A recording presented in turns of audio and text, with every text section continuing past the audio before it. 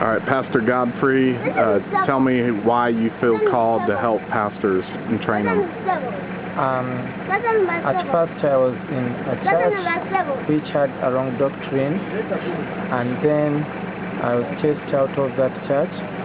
After being chased out of that church, as I was in prayer asking the Lord to bring more ministers in the church which I had started, I had the Holy Spirit leading me to pray for pastors, more especially in villages. So as I kept on praying for them, they brought the International School of Ministry, and I joined the International School of Ministry. After studying in the International School of Ministry, the people in our area, the leaders in our area, asked me they wanted also to join the School of Ministry, but the distance was very far from our area.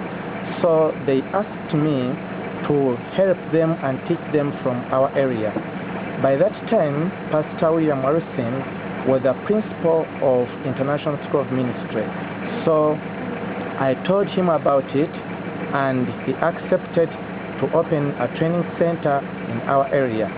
As I started teaching the leaders in my area, one day Pastor Harrison was going to Mubende, which is very far from our area, and he asked me to accompany him on that journey. As we reached there, Pastor Harrison taught them, and next time Pastor Harrison was not able to come, so he sent me to go and teach. That is how I started teaching pastors, and up to now I'm teaching them in different areas of this nation, Uganda. That's wonderful. And what about your early experience in a church when you were pastoring your first church? Yeah, when I was pastoring the first church, I thought that I can change the church by teaching the right doctrine. But the one who had begun that church did not accept.